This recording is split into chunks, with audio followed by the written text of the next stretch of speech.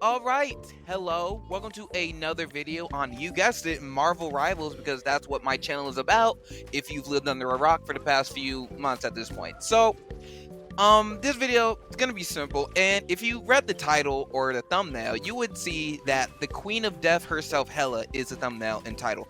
Now, I want to preface this video by saying I am a Hela main. I like playing Hela. I was an Ashe Widow main on Overwatch. I'm a Hela main on Rivals, right? And there's Hawkeye gameplay in the background because I had an amazing game, and it's just great gameplay. But that's not really the point of this video. But today we're gonna talk about the meta of the game. So my name is Celty. That's my name.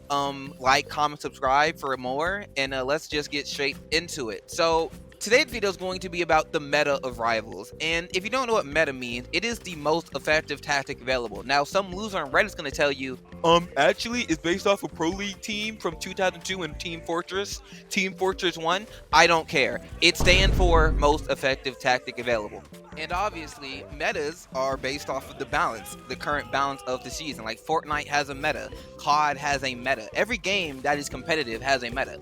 Every PvP game has a meta. Hell, I'd even say Elden Ring has a meta, and that's PvE.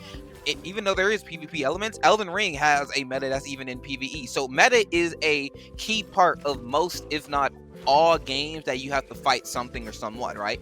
In Rivals, it is a 6v6 competitive shooter, so it will obviously have a meta. The issue we have, though, is that the meta doesn't change.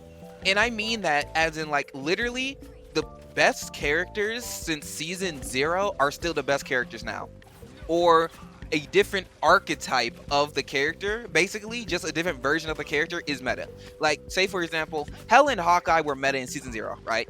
Boom, they nerf Hawkeye. Hela stays meta because she's broken and needs to be nerfed. But then a few seasons later, you get Jean Grey, who is Hela just on steroids. So you went from a poke character being meta to another poke character being meta. That's the issue. If you don't know what poke is basically two teams are just firing at each other. That's what poke is. And yeah, you know what counters poke? Dive. And you know what we always complain about in this game? Dive. Meaning. Now, I don't want to call out any specific role or anything, but support players, you understand you're the reason. I just want to put that out there. Dive beats poke, brawl beats dive, and it's a giant circle. They all beat each other. It's a triangle, or it's supposed to be a triangle. But since we're always nerfing dive or changing dive characters to brawl characters, that poke will always remain the most absolute top tier thing. I have run into lobbies where, I'm just gonna use me as an example. I play Hela. I'm a Hela main. I'll say it. Yep, I know, boomy. I'm a Hela main.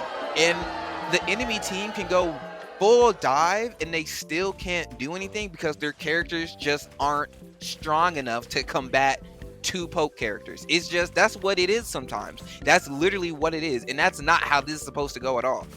So when we nerf dive, which actually requires every player on your team to be somewhat aware what's going on, support players especially, it just becomes a fest of unfun because no one really has fun in a poke meta. That's just the truth, because it's just who can aim better. And 9 times out of 10, usually it's not you. Sorry, usually it's not me. That's just how it is. Like, there's always going to be a better aimer, right? The hardest skill to learn in, like, any video game. So when you're nerfing dive and brawl, you just get left with poke. And I know I've said that a lot, but for an example is Bucky. Now, Bucky is a brawl character. He is supposed to be literally only brawl. He is not a poke character. He is not supposed to be a dive. But I can tell you right now, he is a poke character. He is a brawl character. He is a poke brawl hybrid, and that's not what he's supposed to do, because we are nerfing dive and then buffing everything that can deal with dive. At the same time, you get characters like Bucky, who has a CC or some type of enemy effect on all of his abilities. His E slows you. His pull grabs you and pulls you towards his team, and that's usually you just die. And even his left shift, his uppercut, it now grounds you for a second, which I kind of like that change. I do think Bucky should have that ability to do it, but in this, again, meta, dive is useless. Like, there is no character he's going to use this on except the tank. Or an unlucky cloak and dagger he pulled on accident. Literally, there's no point to buff Bucky because what is he's not actually countering what he's supposed to counter. Now, if dive was the meta for last season and they just buffed him, that would make more sense, but it's not. It's still poke. So the question I'm really asking is it worth all of these buffs and nerfs to a specific subset of characters just to have the same meta over and over again to appease a certain type of player base? No offense, but this is, I mean, I hate to say it, but support players are the worst players in the game, but they have the most dictation over the game. That's just the truth. This season especially, triple support literally is not fun to play against. And again, that's not the meta, because 222 will poke and 222 will always be the meta. That's just the truth. Look on the website, the Rivals Tracker website. You'll see 222 is the highest win rate by like a good 6-7%, right? Third, triple support is just annoying, just really unfun and annoying. That's really the issue with triple support. It's not a meta, but it is just unfun to play against. But you realize that support players have the most power over the game, the flow of it, all of it. And if you have a bad support, 9 times out of 10, you lose the game. And I hate to say that because it's true. And of course, I'm not saying all support players suck at the game. I'm a support player. I have like 3 lords on support. Like, I play the role too. But I will tell you that whenever a support player complains, or like, let's talk about tank players. Tank players don't get anything. What? All they have is what, Emma Frost, and she's banned 24/7 because she makes the tank role unfun. Like the funnest tank makes every other tank unfun to play with and against, by the way. Just want that to be said. Yeah, so how would I fix this issue? Now, the quickest and easiest solution is to actually buff different archetypes of characters. Like, don't buff a brawl or a poke character for a single update, see what happens. Because dive is so underpowered right now that you can effectively do that, and dive will still somehow be the worst thing in the game. Like, that's just the truth. Hella can still 2-tap you from across the map. It's not going to happen, but she can. Luna can 6-burst you. Magic can freeze you in place with her new strange team up, which is outrageous, by the way. And Magic isn't even a dive character anymore, by the way, also. So just buff every dive. And there's not a lot of dive characters even in the game. Just buff a subset, like buff 2 dive characters. See what happens to the meta of the game. Or you could do it like this. You could simply nerf poke. Completely just nerf it. Keep Magic the way she is. Keep the Thing the way he is. Keep Bucky the way he is, even though he is a poke character at this point.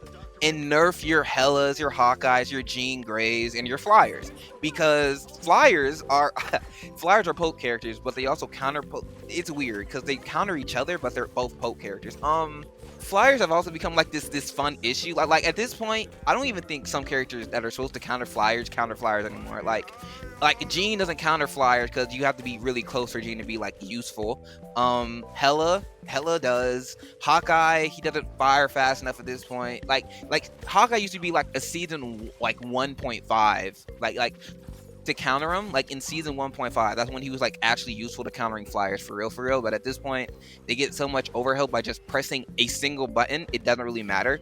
I mean, unless you're hitting a headshot, which you're probably not at that angle ever. But anyways, that is besides the point.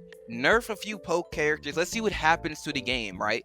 Let's see how the flow of the game goes instead of just choosing to nerf everything that's not poke. Because I don't care that I have to be gifted to play Hella. I don't care. I would like a season where I don't want to play Hella, right? I like a season where it's like, oh, Hella's not crazy this season. I guess I'll switch to Magic or Psylocke, right? Or Star-Lord. Like I want to explore my character options, right? But the meta's been the same since season 0. So, I mean, I'm kind of stuck. And everyone else is too. So what did we learn in this video? Okay, first of all, poke will always be meta unless they actually change the game. Second, support players have a lot of control over the game for playing the easiest role. Third, they need to nerf poke. I think that's basically all we went over in this video. But if you like this video, like, comment, subscribe for more. I had to get a video out because it's about to be a week since I posted, and I was like, what do I talk about? And I'm talking about poke. So yeah, like, comment, subscribe for more. I'll see you guys on the next video. Peace.